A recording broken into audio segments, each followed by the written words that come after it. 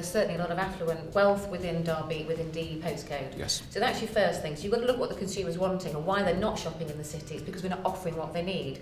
So we've got to look at that. We've then got to get that belief out there to whether it be, you know, your independent stores, whether it be chains, and saying, you know what, this is a great place to be. And then you've got to be innovative, and you've got to keep taking large strides forward, and you can't become complacent and think, that's it, put a tick on that.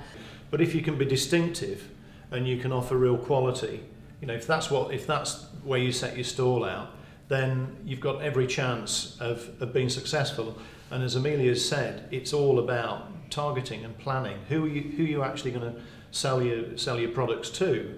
Who are you going to attract? What can they identify with your product or your service? I think service is massively important as well. Yeah. You know, you walk into some of your larger retail chains and, you know, with the best will in the world, there's just the people who are in there, they just do not care. You know, you don't even get a please or thank you off some of the staff.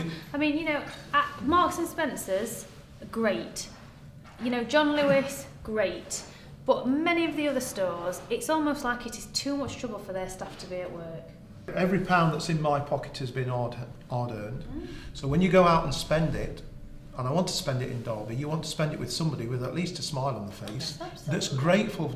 I'm grateful for that pound. Yeah. You know, I've worked hard for it, and I'm exchanging it for something that I want somebody else to be grateful for. We have two things that I always roll out in training to any new trainees, anybody new that comes on board, and whether that's from making coffees, putting food out from the kitchens, whatever it may be, and I say, if it's okay, it's not okay. If it'll do, it absolutely won't do. Everybody that comes in at Jack Rabbit's will say, is this a family business? They think half of them, unfortunately, because they're not that far away from my own age, are my children. But it's everybody, it's like your brother, it's like your daughter, it's like your sister.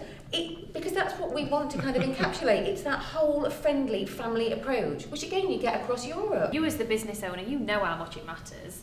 But if you've not communicated that to your team members, why do they care? It's not their business. But It's just another hour, you know, it's just a job. I think there are cultural issues with this country to do with service, customer service. Because if you compare it to the American spirit of service, it's chalk and cheese.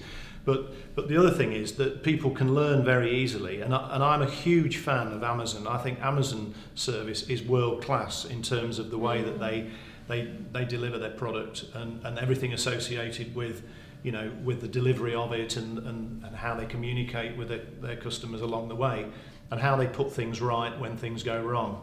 There is, you know, it's absolutely superb. Rightly or wrongly, I employ on personality. Skills can be taught, personality cannot be given. And when you are a customer-facing person, you have to. You know, skills you can teach within reason. Any level of skills. You know, there are external courses you can do, internal training, but it's all about personality. But every industry is a service industry as far as I'm concerned. Yeah. And people buy from people. And no matter what, you know, if you look at the companies that have done very well during recession, I would say 99% of those have done well because they care about their customer. And that would be the main driver, really.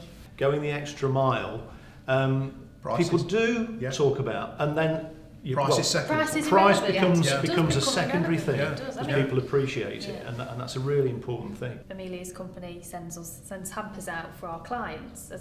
We send our clients a hampers to say thank you for your business. And Sarah supports us as a local business. So we're and uses us. supporting, you know, Amelia is a local business, but there was a friend of mine who was in a nice area of Duffield, and was in a shop and was telling everybody about how wonderful her mortgage broker was because she'd had a Jack Rabbit's hamper. And I was thinking, it's us, you know. But again, she talked about, and this again going the extra mile, you know. That's brilliant. Thank you very much indeed. Join us later for a bit more.